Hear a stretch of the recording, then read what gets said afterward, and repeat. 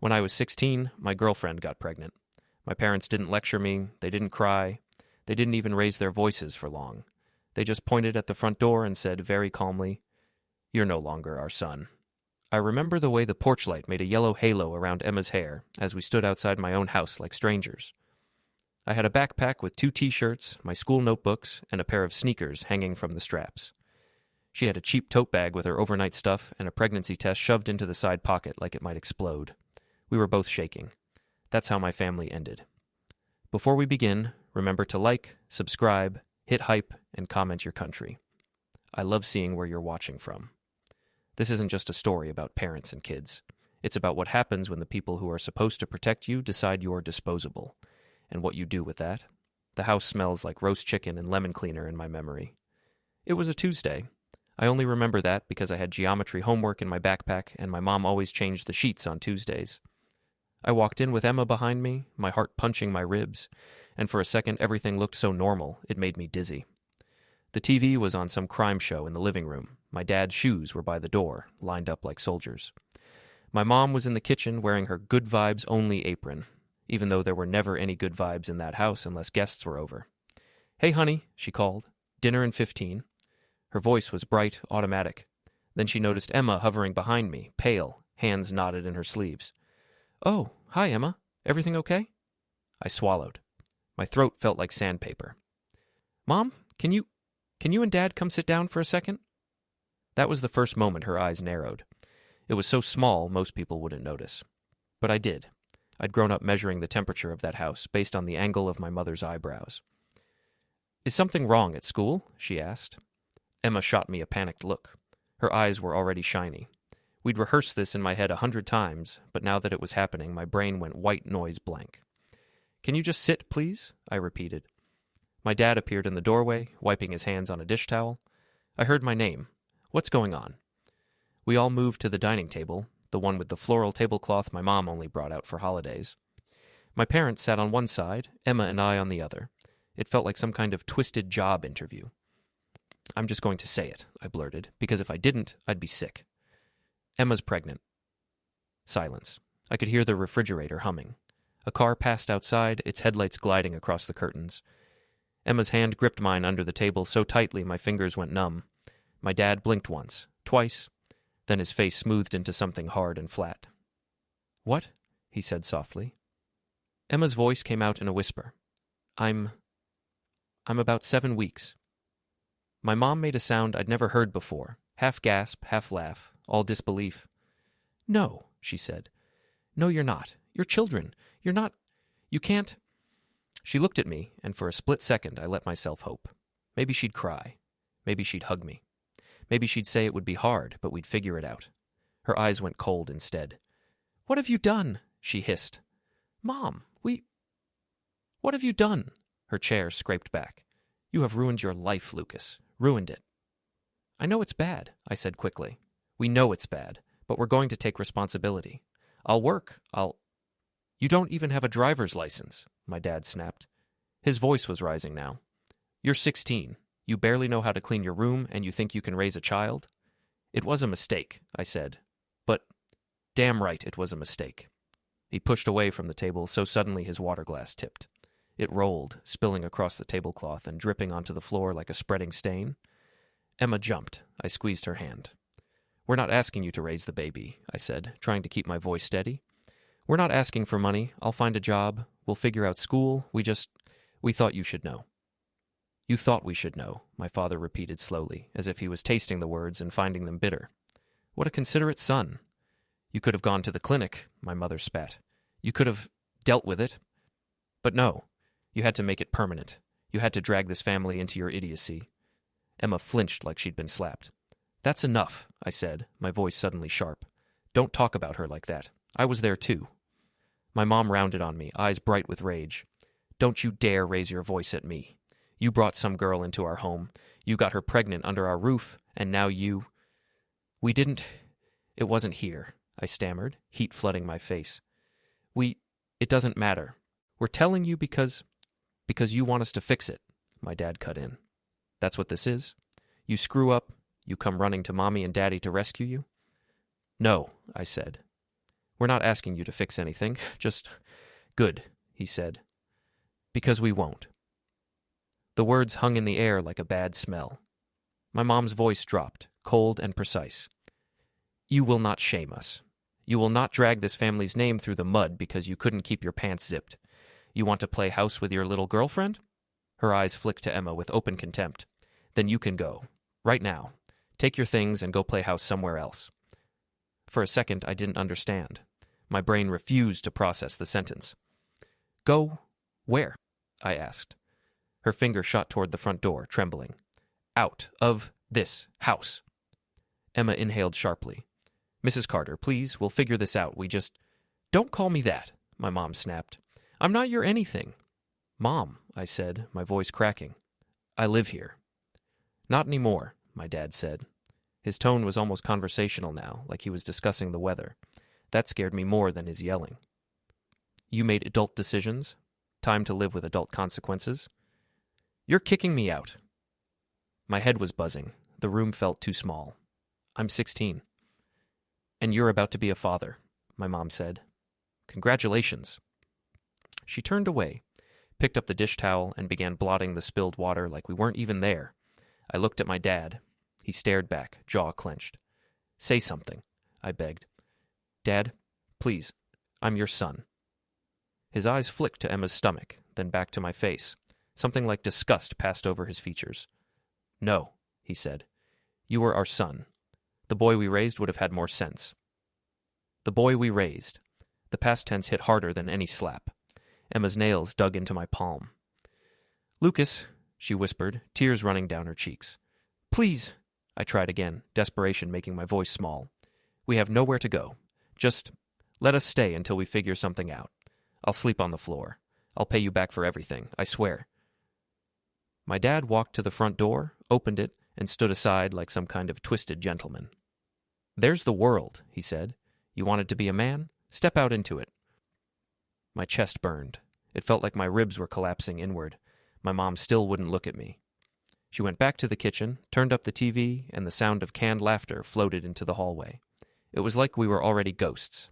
In the end, there was nothing left to say.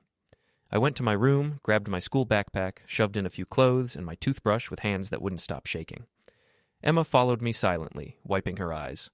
I could hear my mom moving dishes around in the kitchen, her movements sharp and loud. When we walked back to the front door, my dad didn't even move to hug me. He just stood there, framed by the hallway light, looking at me like he was inspecting a stranger's kid. If you leave, he said, you don't come back. Not with her, not with that baby. You walk out now, and you're on your own. I looked past him into the living room. The family photos on the wall, my kindergarten graduation, our trip to the beach when I was 8, the goofy Halloween picture where I was a pirate, all stared back at me like some bad joke. Okay, I heard myself say. My voice sounded like it belonged to someone else. Then I guess I'm on my own. Emma squeezed my hand. We stepped over the threshold. The porch light buzzed overhead, casting a harsh circle of light on the cracked concrete. Behind us, my father's voice came one last time. You're no longer our son, Lucas. The door shut with a soft click. It was strangely quiet outside. The air was cool, smelling faintly of wet grass and distant car exhaust. I could hear a dog barking somewhere down the street. Emma let out a shaky breath. What do we do? She whispered. I stared at the dark street stretching away from the only home I'd ever had. I guess, I said slowly, we figure it out. That night, we sat on the curb with our bags and our fear, lit by the yellow haze of the street lamp, and watched as my parents' silhouettes moved around inside like nothing had happened. At 16, I learned exactly what family is not. We spent the first week bouncing between couches. My friend Jason let us crash in his basement. It smelled like mildew and stale pizza, and the heater rattled like it might die any second. But to us, it was a palace. His parents weren't thrilled, but they were too overwhelmed by their own drama to throw us out immediately. The first night there, Emma curled up on the old futon with my hoodie pulled over her knees. I sat on the floor, back against the cinder block wall, knees drawn to my chest. It was cold. My breath came out in faint puffs. You should go back, she said hoarsely. To your parents. I can figure something out. Stay with my aunt or something. No, I said immediately. Lucas, I'm not leaving you. The words came out sharper than I meant. I rubbed my face, feeling older than I was. They made their choice. I'm making mine. She stared at me for a long moment. Her hand moved unconsciously to her stomach, like she was making sure the baby was still there. I'm scared, she whispered. So am I admitted. We sat in silence, listening to the drip of a leaky pipe and the muffled thump of Jason's little brother playing video games upstairs. Do you think we can do this? She asked finally. I thought of my father's face, my mother's cold eyes. I thought of the door closing. I don't know, I said honestly. But we don't have a choice, do we? Her fingers found mine. They were ice cold. No, she said. We don't. We were the scandal of the week at school. Word travels fast in a small town. By Friday, everyone knew. Lucas knocked up his girlfriend. His parents kicked him out. They're living in Jason's basement. Whispers followed us down hallways. Teachers gave us pitying looks or tight-lipped disapproval. A few friends stuck around. Most drifted to safer social circles. No one wants to sit next to the bomb that already went off. Some kids laughed. Some asked gross, invasive questions about our sex life like this was gossip and not our entire future collapsing. One day, a group of girls from Emma's volleyball team walked past her in the cafeteria, and one of them said loudly, "Guess she decided to major in motherhood." The others giggled. Emma's shoulders hunched so far forward I thought she'd fold in half. I wanted to punch walls. Instead, I took a deep breath, took her hand, and guided her to an empty table. "We just need to get through this year," I told her. "Then we'll work. We'll get a place. We'll figure out daycare. People will forget." She stared at her untouched lunch. I'm already 2 months behind on everything. My jeans barely button. Teachers look at me like I'm a walking cautionary tale. No one's going to forget. "You're not a cautionary tale," I said quietly. You're brave. You're staying. You didn't have to." She looked up, eyes shining. "Of course I'm staying. It's our baby." Our baby. Those 2 words were the only warm thing in my life for a long time. Still, reality doesn't care about romantic speeches. Morning sickness made school a war zone for Emma. Some days she couldn't even get out of bed.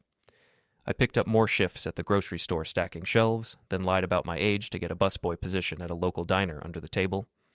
I'd go to school exhausted, zombie walk through classes, then work until close. By the time I got back to Jason's basement, my eyes burned, and my muscles felt like they were made of wet sand. After a month of this, the guidance counselor called us in. "You're both failing," she said bluntly, flipping through our files. "You've missed too many days. Even when you're here, you're not turning in work." "We're trying," I said. "I know," she said, and for once there was no judgment in her voice, just sadness. "But the system isn't really built for this." "What does that mean?" Emma asked, arms crossed over her chest like armor. "It means," the counselor sighed, "you might want to consider alternative schooling. GED programs, online classes. If you stay enrolled like this, you're just going to age out without graduating." "You're saying we should drop out?" I translated. "I'm saying you should make a plan that matches your reality," she replied gently. "You're having a baby. That's a full-time job on top of everything else." When we walked out of her office, the hallway seemed unfamiliar. The bulletin boards with prom flyers, club announcements, and college brochures looked like they were for another species. "I don't want to be a dropout," Emma whispered. "You're not," I said. "We're not. We'll get our GEDs. Eventually. This is just a detour." You say a lot of brave sentences when you're 16 and terrified. A month later, we officially withdrew from school. Our classmates celebrated the end of the year with pool parties and beach trips. We celebrated by signing the lease for a tiny room over a laundromat, the cheapest place that would rent to 2 teenagers with no cosigner. The room was barely bigger than the bed. The walls were stained, the window stuck halfway open, and the smell of detergent and steam rose through the floor at all hours. The bathroom was down the hall, shared with 2 other units. Emma sat on the edge of the mattress and laughed hysterically when we first walked in. "This is it?" she said, her voice wobbling. "This is our big grown-up life?" I dropped my backpack on the floor. The spring squeaked as I sat beside her. "It's a start," I said. She pressed a hand over her mouth to smother a sob. "Our kid is going to sleep next to a wall with mold on it." "Not for long," I promised, even though I had no idea how I would make that true. "I'll find something better, I swear." Outside, the neon open sign of the laundromat flickered in the narrow street, bathing the room in red light. We fell asleep that night to the sound of washing machines, cars, and the distant echo of our classmates living a life we no longer had. I got used to being tired. That first year blurred into a loop, wake up at dawn, work morning shift at the warehouse stacking boxes until my arm shook, rush home to check on Emma, then head to the diner for the late shift. My feet were constantly sore. My fingers cracked from cardboard and dish soap. My eyes stung from lack of sleep. Emma worked part-time at a little clothing store until her belly got too big and her manager started hinting it was too much liability to keep her on. After that, she stayed home, took surveys online for pennies, and made lists. Names, budget plans, cheap recipes, baby items. We learned exactly how much ground beef you could stretch into 4 meals. We counted coins before buying ramen. Sometimes dinner was toast with peanut butter and tap water. I watched my parents drive past once from the window above the laundromat. They weren't looking for us. They were just cutting through town in their shiny silver SUV, talking and laughing. My dad had sunglasses on. My mom's hair looked freshly done. They didn't look up. They didn't see me standing there with soap-scented air in my lungs and a baby checklist in my hand. I wanted to throw something at the glass. Instead, I watched until their car turned the corner and disappeared. "We'll be better than them," I whispered to the empty room. "We have to be." Emma's pregnancy wasn't easy, but it was ours. We went to the free clinic for checkups, sitting in plastic chairs under buzzing fluorescent lights next to other scared faces. The nurses were kind, calling Emma Mama and me Dad, like it was the most natural thing in the world. At night, when my shifts were over and the city noise quieted, we'd lie on our narrow bed and talk to the bump. "Hey, little guy," I'd murmur, my hand resting on her belly. Or girl. "We don't know yet. Your parents are a mess, but we're trying, okay?" Sometimes the baby kicked like it was answering. Emma would laugh, her eyes soft in the dim red glow of the laundromat sign. "He knows your voice," she'd say. "How do you know it's a he?" "I just do," she'd reply. "He's stubborn. That's definitely your gene."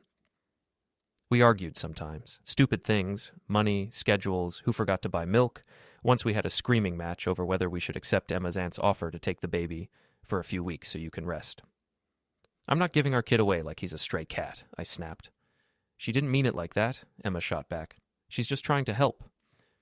"Well, she can help by not acting like we're children who can't handle our own kid." "We are children," she cried. "We're kids who are about to have a kid, Lucas. Sometimes I am so scared I can't breathe. I wake up at night and my chest hurts and I think, what if I'm my mom? What if I screw him up? What if—" She broke off, sobbing. The sound gutted me. I crossed the room in 2 steps and pulled her into my arms. "You're not your mom," I said into her hair. "You're you. And you already care more than some adults ever do. That matters. That's enough for a start." Her hands fisted in my shirt. "What if he hates me?" she whispered. "Then he's grounded forever," I said, trying to make her smile. "No TV, no internet, eternal dishes duty." She let out a wet laugh against my chest. We made it through on cheap food, overdrawn bank accounts, and stubbornness. When the contractions started, it was a stormy night. Rain pounded against the window pane, lightning flickering in the distance. "My back hurts," Emma muttered, pacing the tiny room, "and my stomach keeps tightening." "How far apart?" I asked, checking the clock. We'd watched enough pregnancy videos online to know the basics. She winced. "I don't know. 3 minutes? 5? Oh, God." We took the bus to the hospital because we didn't have a car. She grabbed my hand so hard my fingers went numb each time a contraction rolled through. "I hate you," she groaned at one point, sweat beading on her forehead. "You did this to me." "I know," I said, swallowing my own fear. "I'm so sorry. You can yell at me forever later." She squeezed her eyes shut and breathed like the nurse had shown us at the clinic.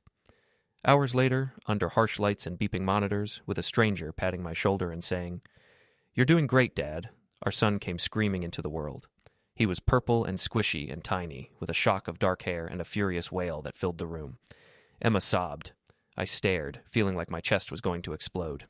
"He's real," I whispered. "Of course he's real," Emma croaked, exhausted. "Here, hold him." My hand shook as the nurse placed the baby into my arms. He was warm and heavier than I expected. His fingers curled around my thumb with surprising strength. "Hey," I said, my voice cracking. "Hey, little man." His eyes opened, dark, unfocused, and for a second it felt like he was staring straight into me. Something clicked into place inside my ribcage. "I'm your dad," I told him. "I promise. I will never, ever walk away from you." We named him Caleb. There was no swarm of family in the waiting room, no grandparents taking turns holding him, no balloons or flowers, just us, alone together under white hospital lights. The nurse handed us a packet of forms and a tired smile. "You're young," she said, "but I can tell you love him. That's more than some babies get." We went home 2 days later on the bus again, me clutching the car seat like it contained a bomb, Emma wincing with every bump. Our room above the laundromat looked the same as always. Stained walls, flickering neon light. But when I set the car seat on the bed and Caleb let out a tiny sigh, it felt different, sacred somehow. That first night, he screamed like we were trying to murder him every time we set him down. Emma cried from exhaustion. I walked circles around the room, humming nonsense songs and bouncing him in my arms until my legs shook. At 3 a.m., when he finally fell asleep on my chest, I sat on the edge of the bed and watched the neon sign flicker. "Well, buddy," I whispered, my voice rough. "It's just us. But we're going to make something out of this mess, I swear to you."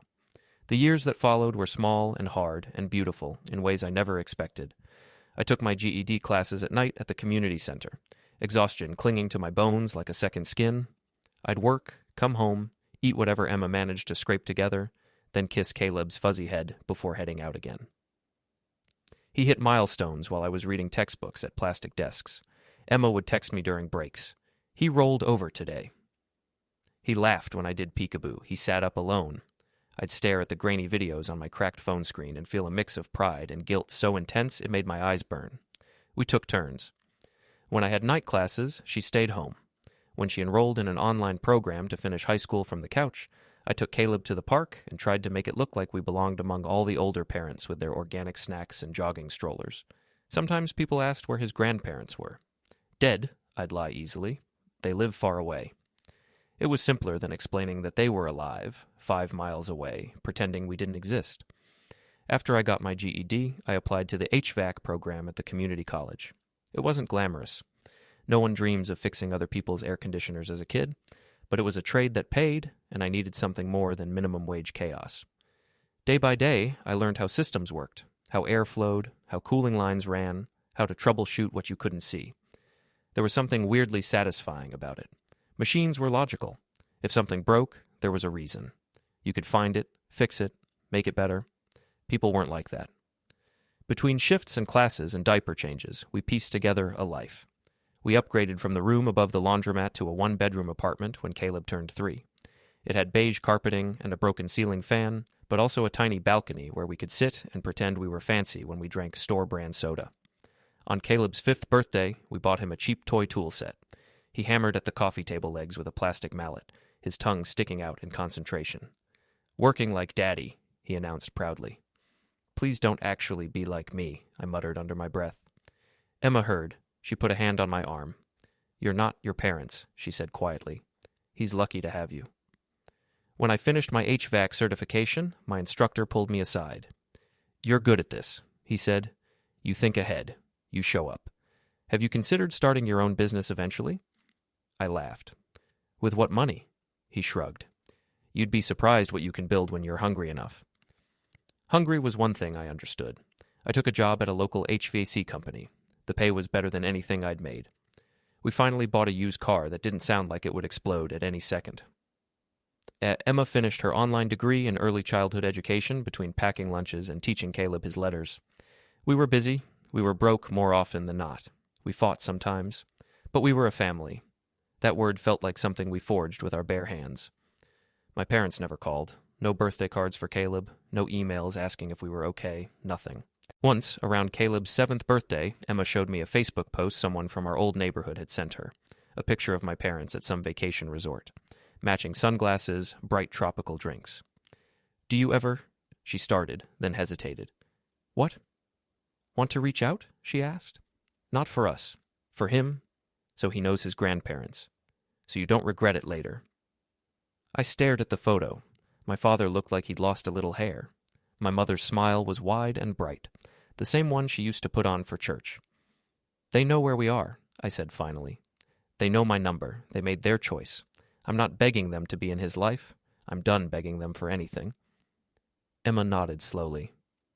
"Okay," she said. "Then we're enough." We were. We had to be. Years went by. Caleb turned into a whirlwind of limbs and questions. He was the type of kid who took apart his toys to see how they worked, then cried when he couldn't put them back together. I taught him how to use a real screwdriver at 10. Emma taught him how to apologize properly when he broke a classmate's project, and how to talk through feelings instead of slamming doors. He grew tall, taller than me by 15. He loved math. He hated carrots, but ate them anyway because he didn't want to let Emma down. He was gentle in a way that made my chest hurt sometimes. Kindness had grown in the cracks where bitterness could have been. One night, when he was around 11, he asked casually over spaghetti, "How come I don't have grandparents like my friends?" The fork froze halfway to my mouth. Emma's eyes met mine over the table, wary. "You do have grandparents," I said slowly. "On my side, and on your mom's too, but the ones on my side left. When I was 16, your mom's parents are complicated." "Did they die?" he asked. "No," I said. "They just decided they didn't want to be in our lives." His brow furrowed. "Why?" "Because they didn't like the choices we made," Emma said gently. "They wanted your dad to be someone he wasn't.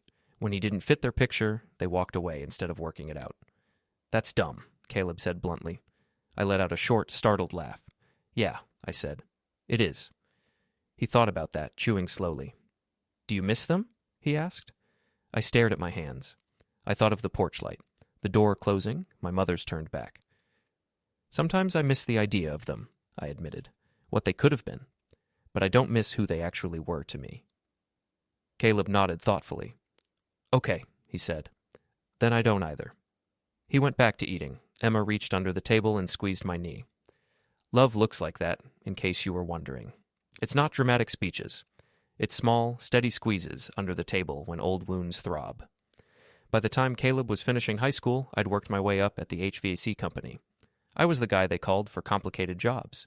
I saved every extra dollar, took on side work on weekends, and eventually bought a beat-up van to start taking my own clients. It started small, neighbors, then referrals. I built a logo on some free website, printed business cards on cheap stock. I screwed up sometimes. I learned how to run invoices, negotiate with grumpy landlords, and not let people talk me into free labor because it'll be good exposure. When I was 32, I walked into my boss's office and handed him my resignation. "You sure about this?" he asked, leaning back in his chair. "No," I said honestly. "But I feel more sure about this than I did about pretty much anything else at 16. So that's something." He snorted. "Fair enough, kid. Go make something of yourself." I did. 4 years later, at 36, I owned my own small HVAC company. I had 2 vans, 3 employees, and a calendar that stayed full even in the slow months. We moved into a modest house with a small yard and a creaky porch swing. Emma planted herbs in pots by the kitchen window. I installed a good AC system myself because hell if I was going to be the HVAC guy with a hothouse. Caleb got into engineering at a nearby university on a mix of scholarships, grants, and the money I'd squirreled away in an account only he and I knew about. On the day we moved him into his dorm, I watched him carry his boxes up the stairs, tall and sure and laughing with his new roommates, and thought, I didn't do everything right, but I did this. I built something without them. The day my parents came back into my life started like any other. It was a quiet Saturday afternoon. Emma was at the kitchen table grading some lesson plans for the preschool where she now worked. Soft music played from her phone. I was half watching a game on TV, half reading over some invoices.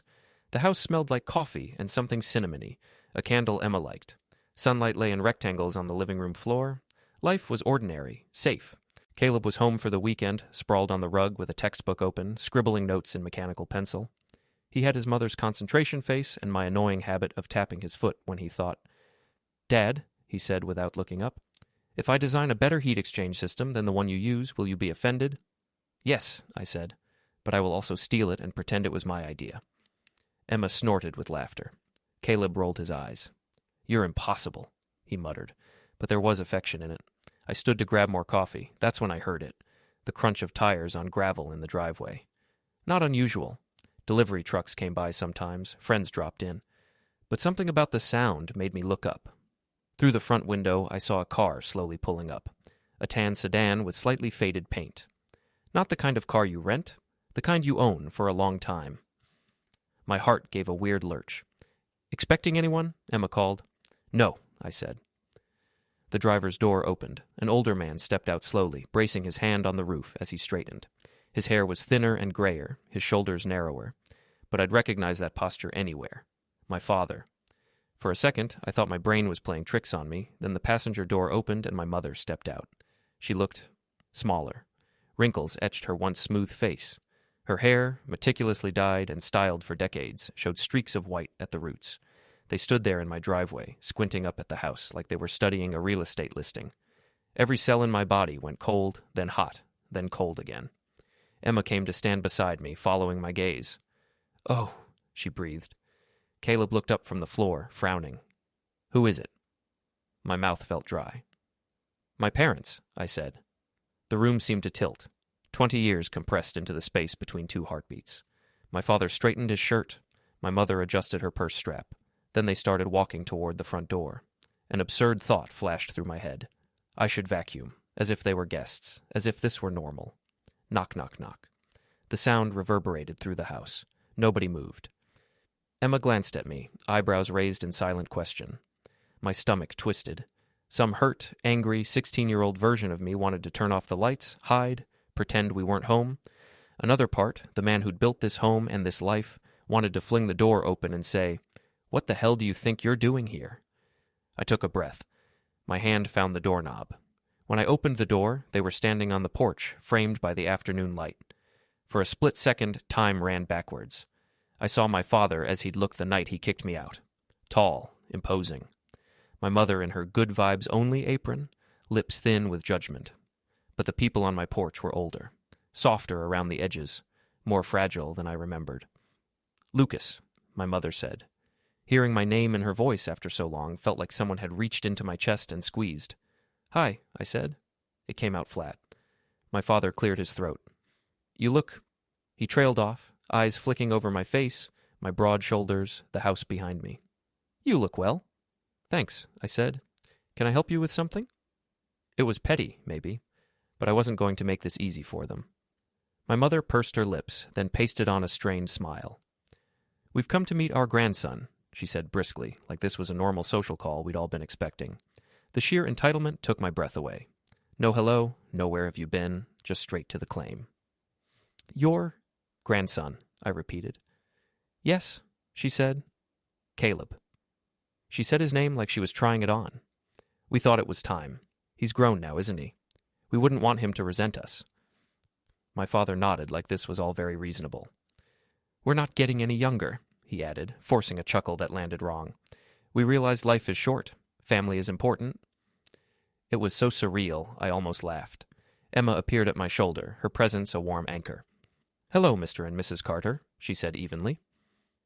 My mother's eyes flicked to her, then back to me. For a moment, I saw something sour flicker across her face, a memory of the 16-year-old girl she'd once kicked out into the night. Then it was gone, replaced by a tight smile. "Emma," she said, "you look good." "Thanks," Emma replied. Her tone made it clear that no, they don't get credit for that. Behind us, Caleb had stood up. He was half in the hallway's shadow, watching. I saw my parents' gazes snag on him like magnets. My father's eyes widened. My mother's hand flew to her chest. "Is that—" she whispered. I looked at Caleb. He looked at me. A silent conversation passed in a fraction of a second. "Do you want this? Do you trust me?" "I've got you." I stepped aside slightly, leaving the doorway open. "Do you want to come in?" I asked. My mother brightened, relief flooding her features like she'd passed some invisible test. "Yes," she said quickly. "Thank you." They stepped over the threshold, careful, almost reverent. My father glanced around the entryway, taking in the framed photos, the shoes by the door, the slightly scuffed baseboards. "This is a nice place," he said. "You've done well for yourself." I waited for the rest of the sentence. For someone, your background, for a dropout, for a mistake. It didn't come. "Thanks," I said again. In the living room, sunlight poured across the rug. Caleb stood there, tall and straight, hands loosely at his sides. He wore an old T-shirt that read "Future Engineer" and sweatpants. His hair was a little messy from running his hands through it while studying. He looked every inch a young man in his own space. Not a prop, not a token grandson. My parents stopped just inside the living room, eyes fixed on him like he was a rare animal. "He must look like you did at his age," my mother breathed. Her voice had softened. "My God, he's so grown." My father nodded, throat working. "We can't wait to get to know him," he said. "We deserve to be part of his life, after all this time." There it was, the word. deserve. My jaw tightened. Caleb stepped forward into full light. His expression was calm, but I recognized the tension in his shoulders. He'd heard enough from us over the years to know who these people were. "You don't know me," he said simply. My mother flinched. "Well, no, not yet," she said quickly. "But we can fix that. Families drift apart, you know, but blood is blood. We've always loved you from afar." "You don't get to say that," Caleb interrupted. The room went still. My father frowned. "Young man," he started, that old authority creeping into his tone. "Don't," Caleb said. One word. Solid. He turned his gaze on them, steady and unblinking. "So," he said, "you're the people who left my dad homeless at 16. The sentence dropped like a stone into a quiet pond. My mother's already pale face drained of what little color it had left. She opened her mouth, closed it, opened it again. That was a difficult time," she stammered. "We had our reasons. You thought your reputation was more important than your kid," Caleb said. His voice didn't rise. It didn't need to. "You thought being embarrassed at church was worse than throwing your son out with nowhere to go." My father's jaw clenched. "You don't know anything about what happened," he said. "You were a baby. We did what we thought was best." "For who?" Caleb asked. "For him or for you?" Silence. Emma sat down slowly at the edge of the couch, watching. I stood beside her, my hand resting on the back of the armrest, knuckles white. "Listen," my mother said, trying to regain the tone of control she'd worn like a second skin my whole childhood. "We're not here to rehash the past. What's done is done. We came today to move forward, to put this ugliness behind us. Your father and I have talked about it for a long time, and we feel it's time we're involved in your life. We're your grandparents. We'd like to attend your college events, maybe holidays, get to know you properly. We can help too. A little money here and there. Advice?" "No," Caleb said. My mother's voice faltered. "What?" I said no. She blinked rapidly. My father's eyebrows pulled together. "You don't even want to hear what we're offering?" my father asked, incredulous. "We could help you a lot. Connections. We know people at—" "I don't want anything from you," Caleb said, and there was steel in his voice now. "Not your money, not your advice, not your fake pride." My mother bristled. "Fake? You don't show up after 20 years and act like you've earned front row seats," he said. "You weren't there when my parents were eating toast for dinner because that's all they could afford. You weren't there when my dad worked nights and still read me bedtime stories. You weren't there when my mom cried because she didn't know how we were going to pay rent and still buy my school supplies." Emotion thickened his voice briefly, then he forced it down. "You didn't even send a birthday card," he said. "Not once. And now you just decide it's time to be grandparents because you're bored or lonely or scared of dying alone? No, that's not how this works." My father's face reddened. "Watch your tone," he snapped. "You may not respect us, but we are your elders. You will not—" "Respect is earned," Caleb cut in, "and you haven't earned anything from me." The air in the room felt electric. My mother's eyes glistened. "We made mistakes," she said quickly. "All parents do. We thought if we pushed your father, he would correct course. We never imagined he'd actually leave. We assumed he'd come back, apologize, beg us to help. When he didn't, it was too late. Pride got in the way. Time passed. We didn't know how to fix it. But we always loved him. And we love you, even if we just met you." Caleb glanced at me. Something hot and sharp twisted in my chest. "Tell her," he said quietly. All eyes turned to me. Tell her. Tell them.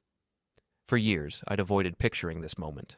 When I did, my imagined speeches were volcanic, full of screaming, accusations, curses I'd held back as a teenager. But standing there, with my son tall and fierce beside me, those words seemed unnecessary. They already knew what they'd done. Saying it louder wouldn't change the past, but I could make sure they understood the present. "I didn't keep him from you," I said, my voice low but steady. "You walked away from both of us. Don't come in here and pretend you were helpless bystanders in your own cruelty." My father opened his mouth. I raised a hand. "You told me I was no longer your son," I continued. "You opened the door and put me on the other side of it. You did it calmly, deliberately. You didn't check on me. You didn't call when you found out Emma had given birth. You didn't visit the hospital. You didn't send a card when Caleb turned 1 or 2 or 10. I swallowed. My throat felt tight. "You drove past me once," I said. "Years ago, outside the laundromat we lived above. I saw you. You didn't look up, Don't tell me you didn't know how to find me. You knew. You just chose not to look. My mother's hand flew to her mouth. You were at the laundromat, she whispered. What difference does it make now? I asked. Tears spilled down her cheeks. We thought you were staying with Jason.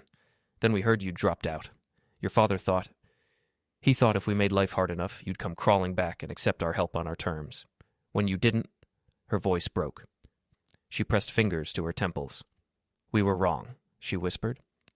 For 20 years, Emma said quietly from the couch. You were wrong for 20 years. My father's shoulders slumped. For the first time, he looked old, not just older. I told myself he was being stubborn, he said, looking at me. That he'd grow out of it. That one day you'd show up at the door, apologize, bring the baby, and we'd start over. Every year that passed, it got harder to pick up the phone. I didn't want to admit just how badly I'd failed. He let out a bitter laugh. I was a coward, he said. I punished you for my fear. I punished you for making a mistake while I made a much bigger one. The confession hung in the air. Once, hearing that might have cracked open something in me, might have made me scramble to throw him a lifeline, but I wasn't 16 anymore, desperate for scraps. I'm glad you understand that now, I said. I really am. If this helps you sleep better, good. But understanding doesn't erase what you did, and it doesn't entitle you to my son. My mother stepped forward, eyes pleading. Please, she said. We can't go back. We know that. But we're trying to do the right thing now. Doesn't that count for something? It counts for you, Caleb said. Not for me.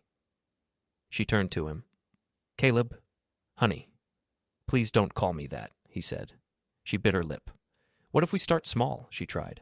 A lunch, some phone calls, holidays down the line. We don't want to replace your parents. We want a chance to know you, to make a few memories before it's too late. I already have grandparents, Caleb said. She blinked in confusion. But My best friend's grandpa taught me to fish, he said. He calls me kiddo and falls asleep in front of the TV every Thanksgiving with his mouth open. Emma's aunt sends me handwritten letters every Christmas with long, rambling stories and $10 tucked inside for ice cream. The neighbor from our old building used to watch me when my parents both had to work, and she made the best empanadas. She still calls on my birthday. These are the people I think of when I hear the word grandparents. He took a breath. You're just strangers who share some DNA with me, he finished. My mother sobbed softly. My father stared at the floor. I don't need grandparents who abandoned their own son, Caleb said. I don't need people who only show up once the hard part is over. I don't know what you were hoping for today. Some hallmark moment. Tears and hugs and welcome home, Grandma and Grandpa.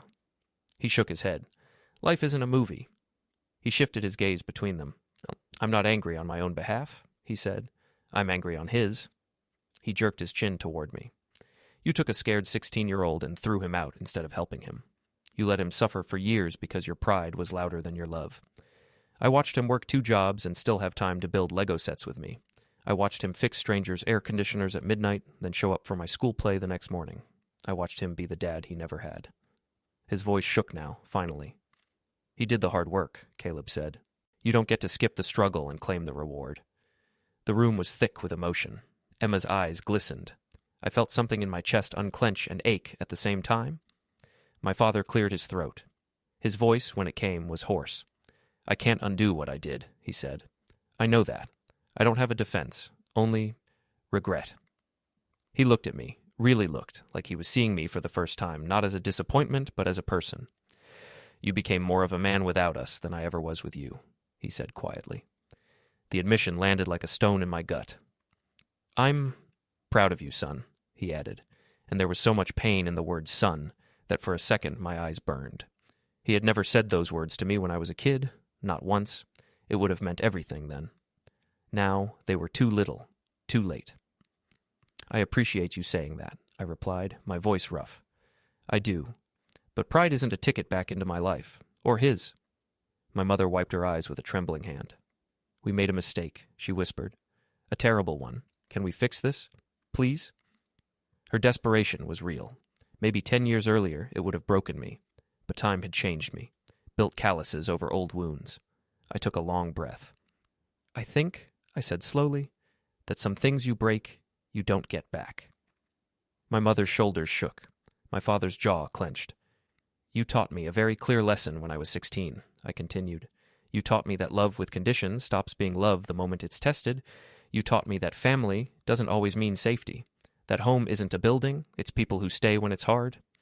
I gestured around the room, at the photos, at Emma, at Caleb. So I built one, I said, without you. My mother shook her head, tears streaming. Lucas, please, I don't hate you, I cut in. The words surprised even me, but they were true. I spent a lot of years being angry, I said. Then I realized holding on to that anger just meant you were still in my head, still in my life. I let it go. Not for you, for me. I made peace with the fact that the parents I needed don't exist. I swallowed, fighting a lump in my throat. I'm glad you're sorry, I said. Really. I hope you find some peace with that. But my job is to protect the family I have. And that means not letting people into his life who can walk away when things get uncomfortable. I nodded toward the door. I think it's time for you to go, I said softly. My mother made a small, broken sound. My father put a hand on her arm, steadying her. Please, she whispered. Can we at least write something? Caleb answered before I could. No, he said. I'm sorry, but no. I don't want a relationship with you. Maybe someday I'll feel differently. But if that ever happens, it'll be my choice. Not because you showed up and demanded it. Demanded. The word hung in the air between us. My father nodded slowly, as if the fight had finally gone out of him. I understand, he said quietly. He looked at me. I understand. His shoulders slumped. I'm sorry, he said again. For everything. My mother tried to speak, but her voice fractured. She settled for a choked nod. I walked them back down the hallway. At the front door, my mother paused. Her hand hovered near my arm, like she wanted to touch me, then dropped. We loved you, she whispered. We just didn't know how to love you more than our fear. It was the most honest thing she'd ever said to me. I know, I said. And that's exactly why I can't let you try again with him. Her face crumpled. She nodded once, like she'd expected the blow and knew she deserved it. I opened the door. They stepped out onto the porch. The sky had shifted while we talked. The light softer now, shadows lengthening.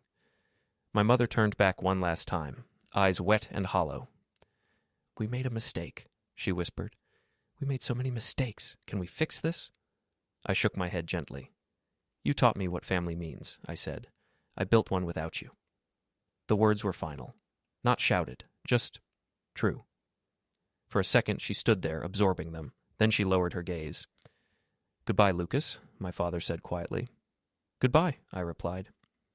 The door closed with a soft click, not a slam, just a simple ending to a story that had stretched too long. For a moment, I leaned my forehead against the cool wood of the door and exhaled slowly. The old ache in my chest buzzed like a bruise pressed too hard. Behind me, the house was very quiet. Then I felt a hand on my shoulder. Caleb. I straightened and turned around. His face was a mix of emotions, anger, sadness, a weird kind of relief. He searched my eyes like he was checking for cracks. You okay? He asked. I let out a short, humorless laugh. I don't know what that word means right now, I admitted, but I'm standing. Emma had come into the hallway, too. She slipped under my other arm, wrapping me in a sideways hug. That was a lot, she said. Yeah, I agreed. My heart was pounding, my palms still damp from adrenaline. Some part of me, that scared 16-year-old, was braced for punishment. For my father's shout, my mother's cold words.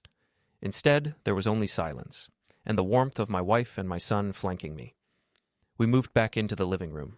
The sunlight had shifted, the room felt different, like something had been cleaned out, even though nothing had physically changed. I sank onto the couch. Caleb dropped into the armchair opposite, elbows on his knees. You didn't have to do that, I said after a moment. To them, for me. He frowned. Do what? Stand up like that, I said. Say no. You could have decided to give them a chance. I wouldn't have stopped you. They're your grandparents by blood. I didn't want to put my baggage on you. He looked at me like I'd spoken another language. Dad, he said slowly, you are the last person who ever put baggage on me. He leaned forward. You gave me everything, he said. Not just money or a house. You gave me stability when you barely had any yourself. You never made me feel like a burden, even when I know I was. You showed up. Every parent-teacher conference, every game, every stupid science fair project with too much glitter. You built a life out of nothing because you wanted me to have a better start than you did. His voice softened. I don't need grandparents who bailed on you when you needed them most, he said. I don't need to see if they've changed. Maybe they have. Maybe they haven't. It doesn't matter. What matters is you, Mom, the people who were here. Emma sniffed, wiping her eyes. You're going to make me cry, she muttered. Caleb smiled faintly. Honestly, he said, I feel bad for them. I raised an eyebrow. You do? Yeah, he said.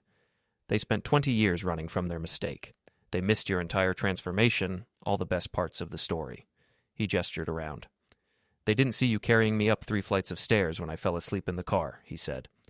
They didn't see you installing a secondhand AC in our old apartment so I wouldn't melt during summer.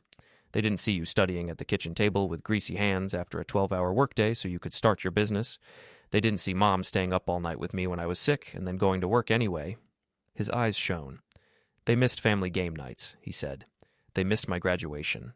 They missed me crying on your shoulder when I didn't get into my first choice program and you told me it didn't define my worth. They missed everything that makes us, us. He sat back, spreading his hands. You didn't lose anything that day on the porch, Dad, he said gently. They did? The words hit me harder than anything my parents had said. My throat tightened. I looked at my son, this tall, kind, stubborn human, and saw, suddenly, the entire timeline of our lives together laid out like a series of Polaroids. The basement futon, the laundromat room, the tiny balcony, the new house, the dorm move-in day. In none of those pictures were my parents. And yet, they were whole. We were whole. Tears blurred my vision despite my best efforts. I sniffed and blinked them away. Come here, I said roughly. Caleb stood. I reached up, grabbed him by the shoulders, and pulled him into a hug. He hugged back hard, like he had when he was small, except now I had to reach up a little. I love you, kid, I said into his shoulder. I know, he replied. I've never doubted it. Emma wrapped her arms around both of us from the side, creating a clumsy family knot on the living room rug. For a moment, the 3 of us just breathed together. Outside, I heard the car engine start. Gravel crunched as my parents' tan sedan backed out of the driveway and disappeared down the street. I didn't rush to the window to watch this time. I didn't need to. A chapter had closed the moment I shut that door.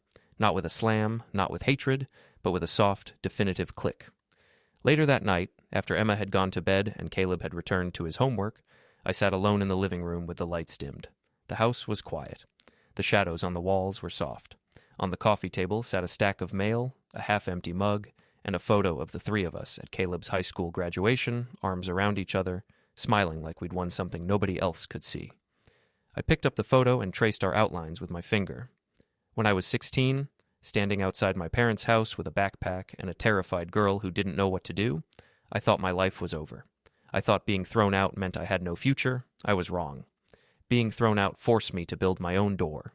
It forced me to become the father I never had, the partner I never saw modeled, the man my son needed. It hurt. God, did it hurt. But in that hollow space where my old family used to be, something better grew. Not perfect, not easy, but real. Sometimes the family you lose is exactly what makes room for the one you build.